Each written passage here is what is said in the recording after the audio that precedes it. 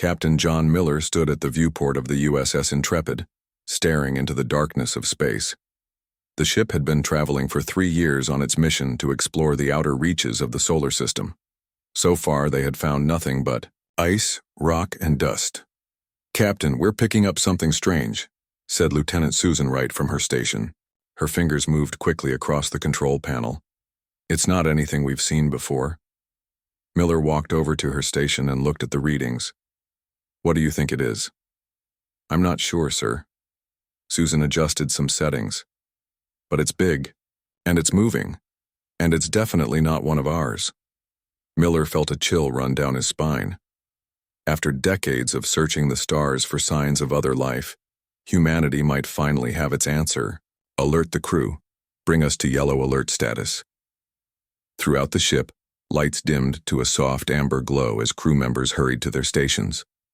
Miller returned to the command chair and opened a channel to Earth. "Control, this is Intrepid. We've encountered an unknown object at the edge of the solar system. We're moving to investigate. We'll update as we learn more." The message would take hours to reach Earth. By then, they would either have made the greatest discovery in human history or learned there was nothing to worry about. "Object is changing course," announced Greg Bennett, the communications officer. "It's heading toward us." Miller leaned forward in his chair. "Put it on screen." The main view screen flickered to life, showing a massive ship unlike anything humans had ever built. It was smooth and sleek, with no visible engines or weapons. It gleamed like polished metal in the dim light of the distant sun. "Sir, they're hailing us," said Bennett. His voice shook slightly. Miller took a deep breath. "Open a channel." The view screen changed to show the interior of the alien vessel. Standing in the center was a tall, slender being with pale blue skin and large dark eyes. It wore something that looked like armor, though it could have been formal wear for all they knew. "Greetings, humans," the alien said in perfect English. "I am High Commander Zrel of the Vraxian Alliance. We have been observing your species for some time and believe you are ready for first contact." Miller stood up straight. "I am Captain John Miller of the Earth vessel Intrepid. We welcome you in peace and friendship." Zrel made a gesture that might have been a bow. "We come in peace as well. The Vraxian Alliance spans many star systems, and we are always pleased to welcome new species into our community. Your rapid, technological advancement has impressed us." For the next several hours, Miller and his crew exchanged information with the Vraxians. They learned that the aliens had been watching Earth for decades, waiting for humans to develop sufficient technology for interstellar communication. Zrel expressed interest in trade agreements and cultural exchange. Miller invited Zrel to send a small delegation to the Intrepid. After some discussion among his officers, he agreed, and 3 Vraxians transported aboard. Dr. Amy Lewis, the ship's chief medical officer, scanned the aliens as they materialized in the transport room. "Oxygen breathers," she reported. "Similar biology to ours in some ways, though their internal structure is quite different." The meeting took place in the ship's conference room. Miller brought Susan Wright and his first officer, Commander Paul Davis. The Vraxians brought data crystals containing information about their culture and history. "We have visited many worlds," Zrel explained. "Our alliance includes 17 species across 3 star systems. We believe humanity would make a valuable addition." "That's quite an honor," said Miller, "but I don't have the authority to make such commitments. That would be up to Earth's governments." "Of course," said Zrel smoothly. "We understand. This is merely the beginning of our dialogue." While the meeting continued, Greg Bennett was in communications, analyzing the Vraxian language patterns. Something about their speech bothered him. He ran their words through the translation matrix again and again, trying different algorithms. Finally, he saw it. There were subtle patterns in their speech that didn't translate properly, hidden messages beneath the friendly words. He called Lieutenant Wright out of the meeting. "I think they're lying to us," he told her quietly, showing her his findings. "Look at this. When they talk about peace, there's this underlying pattern that our translator misses. But when I adjust for tonal shifts, it translates more like temporary state before conquest." Susan looked troubled. "Are you sure?" This could just be a translation error. I've checked it 3 times. And look at this part where they mentioned Earth's resources. The hidden message is clear. Ripe for harvesting. Susan hurried back to the conference room. She wrote a note and slid it to Captain Miller, who read it without changing his expression. "Hi, Commander," Miller said casually. "Our translators sometimes have difficulty with nuance. When you mentioned Earth's resources earlier, were you referring to trade opportunities or something else?" A flicker of surprise crossed Zrell's face so quick that Miller almost missed it. "Trade, of course, what else would I mean?" Miller nodded, but his hand moved slowly toward the alarm button under the table. "And the 17 species in your alliance, they all joined willingly." Zrell's posture changed, becoming more rigid. "Captain, I see no purpose in these questions. We have shown you nothing but goodwill." "Then you won't mind explaining these hidden messages in your communications," Miller said, sliding Susan's note across the table. The room went silent. Zrell looked at the note, then at the other Vraxians. Then, without warning, he stood up. "It seems we have misjudged your species," he said coldly. "We thought you simple and trusting like the others. We were wrong." Miller pressed the alarm. Red lights flashed throughout the ship as the security alert sounded. "Security to the conference room," he ordered through his communicator. Zrell smiled, showing sharp teeth. "Your suspicion is impressive, Captain, but ultimately pointless. Your world has resources we need, and we will have them. You could have been cooperative partners rather than conquered subjects, but the choice is now made." Security officers rushed into the room, weapons drawn, but the Vraxians had already activated some kind of device. They vanished in flashes of blue light. "All hands to battle stations," Miller shouted as he ran for the bridge. "Prepare for emergency jump." The Intrepid's engines roared to life as the Vraxian ship opened fire. Energy beams sliced through space, narrowly missing the human vessel. "Evasive maneuvers," Miller ordered as he took his chair. "Get us out of here." The Intrepid lurched sideways, barely avoiding another attack. Its engines strained as it accelerated to maximum speed. "They're following," reported the sensor officer. "But they're not pushing their engines. I think they're just sending a message." Miller watched as the alien ship gradually fell behind, clearly capable of catching them but choosing not to. A final message came through on the communications channel. "We will meet again, humans," said Zrell's voice. "Next time, we will not waste time with pretense." As the Vraxian ship disappeared from their sensors, Miller turned to his crew. "Set course for Earth, maximum speed. We need to warn them. The war for our survival has just begun." 6 months had passed since the Intrepid's encounter with the Vraxians. Earth was no longer the same. The news of alien contact had spread quickly, bringing both wonder and fear to humanity. Admiral Catherine Scott stood in the main war room at Tiambuandiao, Earth Defense Headquarters. Giant screens covered the walls, showing military movements across the solar system. Men and women in uniforms worked at computer stations, their faces tight with worry. "What's the latest from the outer defense line?" Admiral Scott asked. A young officer named Steve Powell looked up from his screen. "No change, ma'am. Our sensors haven't picked up any Vraxian activity near Neptune in the last week." Scott nodded but didn't feel relieved. The calm bothered her more than action would have. "They're planning something, I can feel it." The door opened and Dr. Alan Rodriguez walked in carrying a tablet. His lab coat had coffee stains and his eyes showed he hadn't slept much. "Admiral, I need to show you something," he said, his voice excited. Scott followed him to a quiet corner of the room. "What is it, Doctor?" "I've been studying the scans we got from the Vraxian visitors on the Intrepid," Rodriguez said. "Their biology is fascinating. Look at this." He showed her images of alien body scans. "Their muscle density is much lower than ours. They evolved on a planet with about 70% of Earth's gravity." Scott looked at the images but didn't understand the importance. "What does this mean for us?"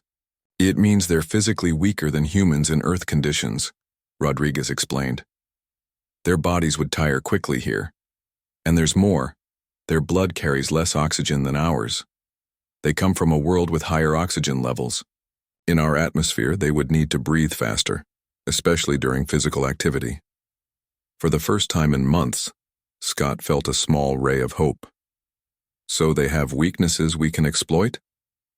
Yes, Rodriguez nodded eagerly. And I'm working on a weapon that targets these weaknesses, something that could slow them down without harming humans. Scott put her hand on his shoulder. Keep this quiet. I want your team working on this day and night. This could be our edge. Across the room, an alarm sounded. Scott hurried back to the main display. Report, she ordered. Message from Commander Jones on Karen, said Powell. Priority 1. Scott's heart raced. Peter Jones led a small team on Pluto's moon Charon, watching for any Vraxian activity. If he was sending a Priority 1 message, it couldn't be good. Put him through, she ordered. The main screen flickered to life, showing Commander Jones's face. He looked tired, with a fresh cut on his cheek. Admiral, they're here, he said quietly. The Vraxians have set up a base on the far side of Karen. A big one. Scott leaned forward. How big? At least 12 ships, larger than the one Captain Miller encountered.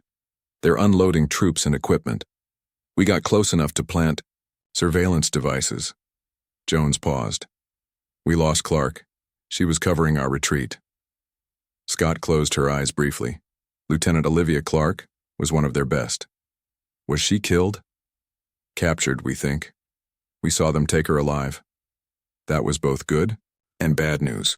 Good that Clark lived, bad that the Vraxians could question her. What else did you learn? Scott asked. They're planning something big. From what we could gather, they'll be ready to move in about 3 weeks. Jones looked over his shoulder, then back at the camera. They're talking about Earth like it's already theirs, like they expect us to just surrender when they show up. Scott felt anger rising in her chest. They don't know humans very well, do they? No, ma'am, they don't. For the first time, Jones smiled slightly. One more thing. We managed to download some of their tactical data. I'm sending it now. It shows 17 other planets they've conquered. Same pattern each time. They make contact, pretend to be friendly, then strike when the planet least expects it. Scott turned to her communications officer. Get me the president. An hour later, Scott stood in the Oval Office. President Maria Lopez sat behind her desk, listening as Scott explained what they had learned. 3 weeks, the president repeated. That's how long we have before they attack? Yes, Madam President, maybe less now that they've captured Lieutenant Clark. Lopez stood up and walked to the window. Outside, people walked and drove around, living normal lives, unaware of the danger coming from the stars. What are our options? She asked. We can strengthen our defenses, try to hold them off when they come, Scott said. Or, Lopez turned around. Or what? We could strike first, Scott suggested. They don't expect that. They think we're going to wait for them like the other species they conquered did. We could surprise them. The president frowned. A preemptive strike? Against an enemy with superior technology? That's a huge risk. It is, Scott agreed. But they're not ready yet. Their forces are still setting up, and we have the advantage of knowing our own system better than they do. Lopez returned to her desk and pressed a button. A large screen appeared on the wall showing the solar system. Red dots indicated Vraxian positions. What would this strike look like? She asked. Scott walked to the screen, pointing at Karen. We send everything we have. Every warship, every fighter. We hit them hard and fast before they finish setting up. We focus on their command ships first. And if we fail? Scott looked the president in the eye. Then at least we go down fighting instead of waiting to be conquered. Lopez was quiet for a long moment. Finally, she nodded. Make the preparations, Admiral. But keep it quiet. I don't want them knowing we're coming. 2 days later, Earth's combined fleet gathered in orbit. 30 warships ranging from small, fast attack vessels to large carriers holding hundreds of fighters. Captain Frank Martinez, commanding the flagship USS Defiant, looked at the fleet through his viewport. Never thought I'd see the day, he said to his first officer. All of Earth's forces together like this. His first officer, a woman named Diane Lee, nodded. Let's hope it's enough. Martinez touched the screen, bringing up an image of Karen. They think we're primitive. They think we're predictable, but they've never fought humans before. A signal came through from Admiral Scott on the command ship. All vessels, prepare for jump. Operation First Strike begins in 30 minutes. Martinez returned to his command chair as his crew prepared for battle. He thought about what humanity was about to do. Launch a surprise attack against an alien force that thought humans would be easy prey. The Vraxians were about to learn what humans referred to as overkill. The human fleet moved through space in perfect formation. 30 warships, their engines glowing blue against the darkness, headed toward Neptune. On the bridge of the USS Defiant, Captain Frank Martinez watched the tactical display with steady eyes. "Time to target?" he asked. 4 hours, sir," answered his pilot, a young man named Eric Harper. Martinez nodded and turned to his communications officer. "Any sign the Vraxians have spotted us?" "No, sir," said Lisa Kelly. "They seem completely unaware." The element of surprise was their greatest advantage. The Vraxians, based on their previous conquests, expected their victims to wait passively for the attack. They didn't expect humans to strike first. Martinez opened a channel to Admiral Scott on the command ship. "Admiral, all systems are green. The fleet is ready." Scott's face appeared on the screen. Her expression was grim but determined. "Good. Remember the plan. We hit their command ships first, then their supply vessels. Avoid direct combat with their fighters if possible. We need to be quick and precise." "Understood, Admiral," Martinez said. "The Defiant will lead the attack." As the fleet neared Neptune, they received new intelligence from their spy drones. The Vraxians had 18 ships stationed around Charon. They were still setting up their base with supply ships moving back and forth between their larger vessels.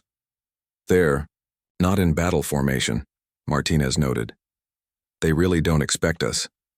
His weapons officer, Sam Davis, smiled. "Their mistake." 3 hours later, the human fleet dropped out of faster-than-light travel just beyond Neptune's orbit. The gas giants' massive bulk helped hide their approach from Vraxian sensors until the last moment. "All ships battle stations," Admiral Scott ordered. "Launch fighters, weapons hot." Throughout the fleet, alarms sounded as crews rushed to their combat positions. Fighters launched from carrier ships, their small engines bright against the blackness of space. Martinez felt his heart pounding but kept his voice calm. "Take us in, Mr. Harper. Full speed." The Defiant surged forward, leading the fleet toward Charon. On the sensors, they could see the Vraxian ships suddenly coming alive, their energy signatures spiking as they detected the approaching human fleet. "They've spotted us," Lisa reported. "They're scrambling fighters and powering up weapons." "Too late," Martinez said. "Fire when ready." The Defiant's forward batteries unleashed a barrage of missiles toward the nearest Vraxian command ship. Other human vessels followed suit, filling space with rockets and energy beams. The first wave of human weapons struck before the Vraxians could raise their shields. 2 of their ships exploded immediately, while 3 others suffered heavy damage. "Direct hits," Sam shouted. "Their flagship is damaged." Martinez allowed himself a moment of satisfaction before focusing on the next phase. "Target their second command vessel. Fire everything we've got." The battle quickly turned chaotic. Vraxian ships recovering from their surprise began to return fire. Their weapons were more advanced, cutting through the hulls of human ships with alarming ease. "We've lost the Valiant and the Courage," Lisa reported, her voice shaking. "The Resolve is heavily damaged." Martinez grimaced. They had expected losses, but it was still painful to hear. "Keep pressing the attack. We need to do as much damage as possible before they can organize." In the midst of the battle, a small stealth fighter piloted by Lieutenant Nancy Kelly slipped past the Vraxian defenses. Her mission was critical: rescue Lieutenant Olivia Clark from the Vraxian flagship. Nancy guided her ship through the chaos, using the explosions and debris for cover. Her co-pilot, Joe Dawson, worked the sensors. "I've got a reading on human life signs," Joe said. "Must be Clark. They're holding her in what looks like their brig on the lower level." Nancy nodded. "Setting down in their hangar bay. Get ready." The stealth fighter landed silently in the Vraxian hangar. Nancy and Joe, dressed in combat armor, moved quickly through the alien ship. They encountered 2 Vraxian guards and took them down with stun weapons. "These guys aren't as tough as they look," Joe commented as they approached the brig. They found Olivia Clark in a cell, bruised but alive. She looked up in shock as they opened the door. "Kelly, is that you?" she asked in disbelief. "Time to go." "Home, Clark," Nancy said, helping her up. "The whole fleet is outside giving these aliens a proper human welcome." They fought their way back to the hangar, Olivia leaning on Joe for support. As they reached their fighter, alarms blared throughout the Vraxian ship. "I think they know we're here," Joe said. Nancy helped Olivia into the fighter. "Let's not overstay. Our welcome." The stealth fighter blasted out of the hangar just as Vraxian troops arrived. Nancy piloted them through the battlefield, dodging weapons fire and debris.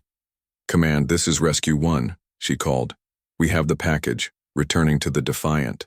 Back on the main battlefield, the humans fought with a ferocity that clearly surprised the Vraxians. Human ships, though less advanced, displayed tactics the aliens had never seen before. They used Neptune's magnetic field to disrupt Vraxian sensors. They fired nuclear-tipped missiles that the aliens considered primitive, but found devastatingly effective when detonated close to their ships. After 4 hours of intense fighting, both sides had taken heavy losses. 17 human ships had been destroyed or disabled. 12 Vraxian vessels were destroyed, with 3 more heavily damaged and retreating. "Admiral, we can't sustain these losses much longer," Martinez reported, as the Defiant shook from another hit. Scott's face on the screen was streaked with blood from a cut on her forehead. "Agreed. We've done enough damage for now. Order all ships to fall back to the rally point near Uranus." Martinez relayed the order. Human ships began to disengage, covering each other as they retreated. As the fleet pulled back, they intercepted Vraxian communications. Lisa's eyes widened as she translated. "Sir, you need to hear this," she said, putting it on speaker. A Vraxian voice spoke, translated by their computers. "These humans fight like nothing we've seen before. They're using primitive weapons but with shocking effectiveness. They're not afraid to sacrifice themselves. Request immediate reinforcements from the homeworld." Another voice answered, "Reinforcements approved. Do not underestimate them again. Their barbaric tenacity is unexpected." Martinez looked at his battered bridge crew. "Barbaric tenacity," he repeated with a grim smile. "I'll take that as a compliment." The human fleet regrouped near Uranus. They had lost over half their ships, but they had bloodied the Vraxian nose. More importantly, they had bought Earth time to prepare. As Nancy's fighter landed in the Defiant's hangar bay with Lieutenant Clark safe aboard, Martinez received word from Admiral Scott. "All ships return to Earth. The Vraxians are calling for reinforcements. We need to prepare for round 2. Martinez nodded to himself. The real fight was just beginning. But the Vraxians had learned something important today. Humans would not be conquered easily. They would fight back, and they would fight dirty if needed. What the aliens called barbaric tenacity, humans simply called survival. 3 months passed quickly on Earth. The shipyards worked day and night building new vessels. Old weapons were brought out of storage. Every nation contributed to the defense effort. Humans knew the Vraxians would return, and they would come, with a much larger force. Admiral Scott stood in the new command center built deep underground in the Rocky Mountains. The room buzzed with activity as military personnel from around the world worked together. On the main screen, sensors showed the outer solar system where automated probes watched for the enemy's return. "Any updates from Dr. Rodriguez?" Scott asked her aide. "Yes, Admiral," said the young officer, handing her a tablet. "His team has finished the new weapon. They call it Agent V. It targets the Vraxian respiratory system without affecting humans." Scott reviewed the report with interest. "And it works?" "They tested it on tissue samples taken from the Vraxian bodies we recovered after the battle. It causes temporary paralysis in their breathing muscles. Not lethal, but it will take them out of the fight for several hours." Scott nodded with satisfaction. "Begin production immediately. I want every ship and ground unit equipped with it." On the main screen, an alert flashed. A sensor officer called out, "Admiral, Multiple contacts detected entering the solar system near Pluto. Scott moved quickly to the main display. How many? The officer's face paled. Over 200 vessels, ma'am, much larger than what we faced before. A heavy silence fell over the command center. Earth had rebuilt its fleet, but they had nowhere near 200 warships. Get me the president, Scott ordered. President Maria Lopez received the news calmly in the White House Situation Room.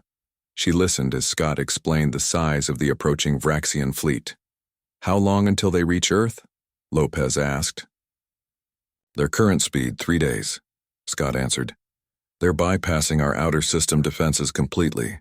They're coming straight for us. Lopez stood up and walked around the table. What are our chances, Admiral? The truth.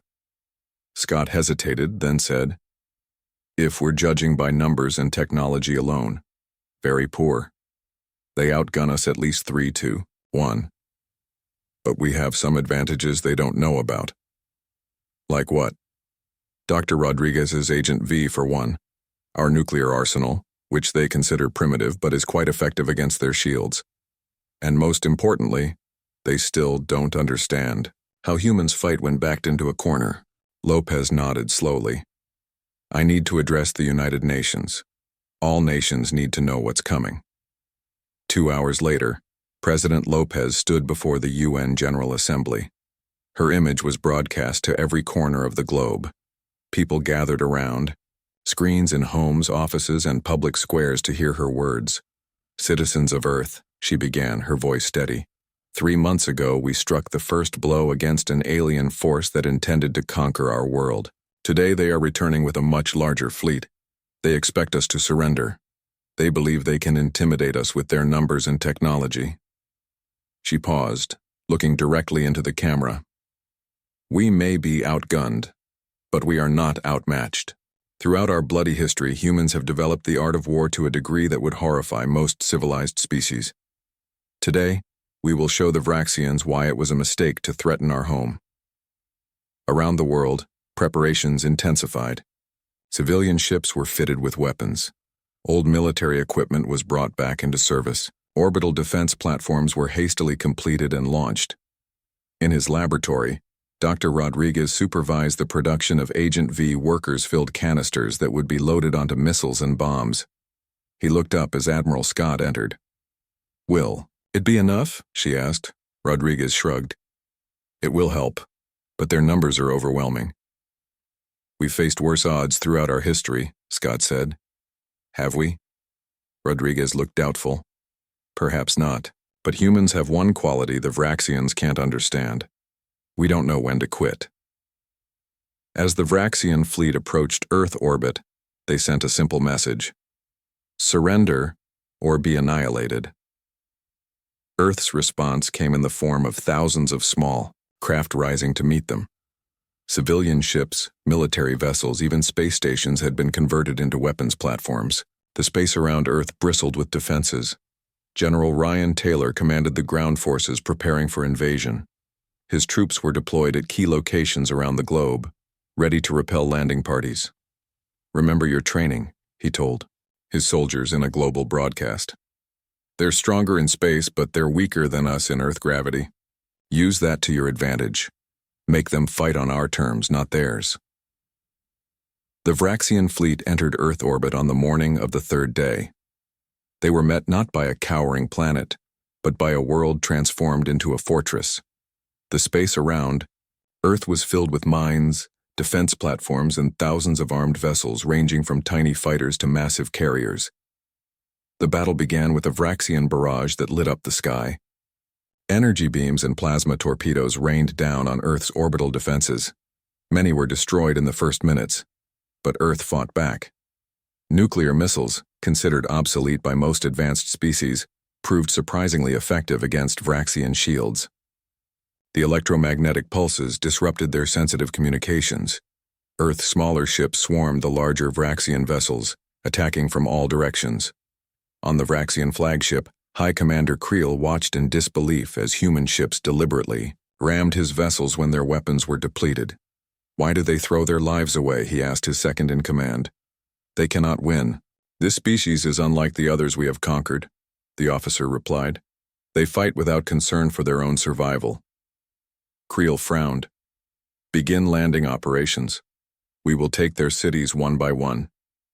Vraxian landing craft descended toward major cities around the world.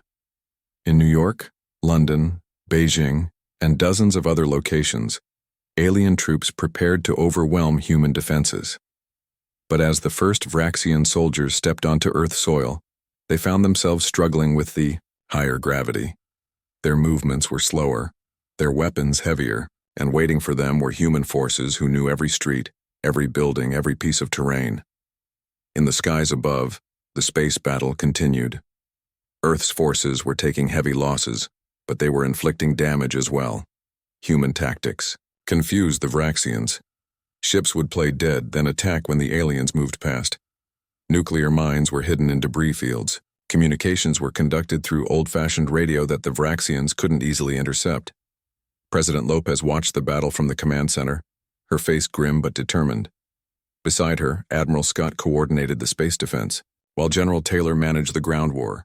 We're losing too many ships, Scott reported, but we're making them pay for every inch. Lopez nodded. What about Agent V? We're deploying it now. Around the world, specially designed missiles were launched, exploding near Vraxian landing parties.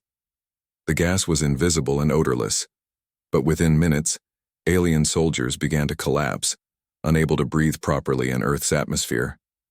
The effect wasn't permanent, but it gave human forces time to regroup and counterattack. As the first day of battle ended, Earth had suffered terrible losses, but they had held the line. The Vraxians had expected a quick victory. Instead, they found themselves locked in a brutal struggle against an enemy that refused to give up. High Commander Creel sent a message to his fleet. These humans are more dangerous than we anticipated. We must increase our efforts. No mercy. No prisoners. Destroy their will to fight. He had no way of knowing that humans had intercepted and translated his message, and that it only strengthened their resolve to fight harder. The battle for Earth entered its 5th day. The planet's surface showed the scars of war. Craters marked places where Vraxian weapons had struck. Cities burned, but humans continued to fight. In orbit, the space battle had turned into a brutal struggle. Almost half of Earth's fleet was gone. Debris filled the space around the planet, creating hazards for both sides. But the Vraxians had lost ships too. Their neat formation was broken and they fought in smaller groups. On the Defiant, Captain Martinez looked at the damage reports with a grim face. His ship had taken heavy hits. 3 decks were open to space.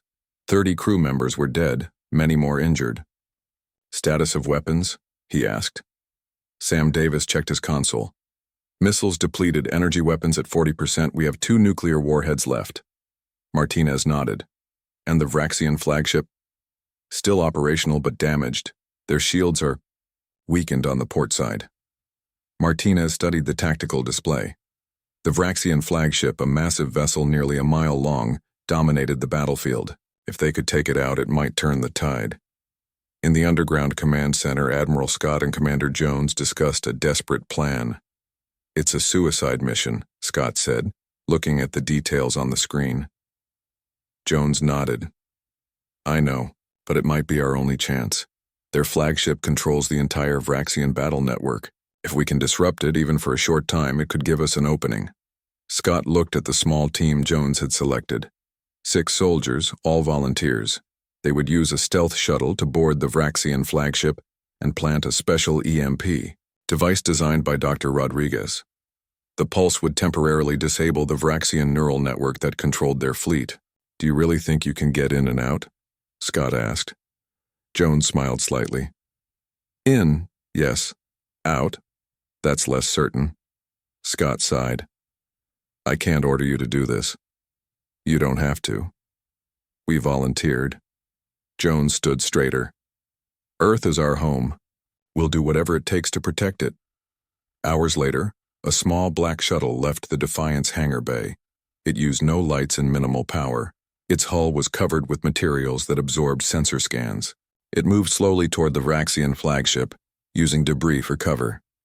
Inside, Commander Jones and his team checked their weapons and equipment one last time. The EMP device sat in a protected case. It looked simple, but it contained some of Earth's most advanced technology. "Remember," Jones told his team, "we need to reach their central command chamber. According to the intel from Lieutenant Clark, it's on the highest level of the ship." The shuttle approached the Vraxian flagship during a heavy exchange of fire. Using the battle as cover, it slipped into a damaged hangar bay that was open to space. The team, wearing spacesuits, moved quickly into the alien ship.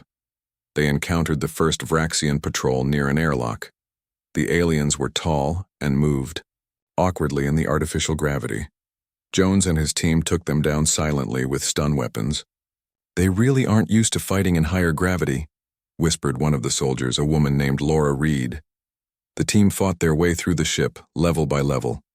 Their advance was slow but steady. The Vraxians, focused on the battle, outside, were not expecting enemies inside their own ship.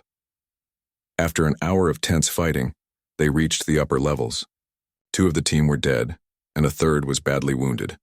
Jones helped the injured man along, refusing to leave anyone behind. "The command chamber should be through these doors," Jones said, checking a small scanner. Heavy energy readings inside. Must be their control systems. They placed explosive charges on the doors. The blast echoed through the ship. Alarms began to sound as they rushed into the room. Inside was a large circular chamber filled with Vraxian officers. At the center stood a tall alien wearing ornate armor. "High Commander Zrel." "Humans," Zrel said, sounding surprised. "Here? How?" Jones raised his weapon as his team spread out. "Your security isn't as good as you think." Vraxian guards moved to protect their commander but hesitated when they saw the humans' fingers on their triggers. "You cannot win this battle," Zrel said. "Your planet is already half conquered. Why do you continue fighting? You are technologically inferior. You should accept your place." Jones smiled grimly. "That's where you're wrong. Humans don't need to be technologically superior. We just need to be willing to go further than you can imagine." He nodded to Laura, who opened the case containing the EMP device. She set the timer for 30 seconds. "What is that device?" Zrel demanded. "A goodbye present," Jones said. He pressed his communicator. "Defiant, this is Jones. The package is being delivered. Hit them with everything you've got when you see the pulse." Zrel seemed to understand what was happening. "You would die here? For what purpose?" "To save our home," Jones answered simply. "Something you wouldn't understand." The timer reached 0. The device emitted a powerful electromagnetic pulse designed specifically to disrupt Vraxian neural technology. Throughout the flagship, systems failed. The control network that connected the Vraxian fleet went down. In orbit, Captain Martinez saw the pulse emanate from the flagship. "All ships, this is the Defiant. Fire everything you have. At the Vraxian fleet, their control network is down. Every remaining human ship launched their weapons at once. Nuclear warheads detonated throughout the Vraxian fleet. Without their central control, the alien ships could not coordinate their defenses. Many were destroyed in the first minutes of the assault." On Earth, President Lopez watched the battle on the main screen. The flash of thousands of nuclear detonations in orbit was visible even from the ground, like new stars being born.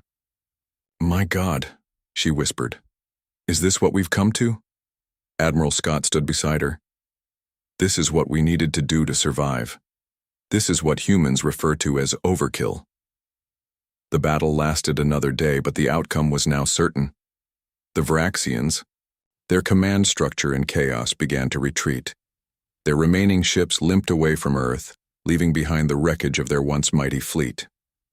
6 months later, a single Vraxian vessel approached Earth under a flag of truce. The new High Commander met with President Lopez and Admiral Scott in a neutral location on the International Space Station. "We do not understand," the alien admitted. "You are willing to irradiate your own world, sacrifice millions of your own kind, and deploy weapons that will make parts of your planet uninhabitable for generations. Why?" Admiral Scott replied simply, "What you witnessed is what humans refer to as overkill. We don't fight to win with minimal losses. When our survival is at stake, We fight to ensure that no one ever threatens us again. The treaty that followed designated Earth and the entire solar system as sovereign human territory. The Vraxians agreed to pay for the damage they had caused and to share some of their technology. More importantly, they spread the word to other spacefaring civilizations. The species on the third planet of the unremarkable yellow star were not to be trifled with.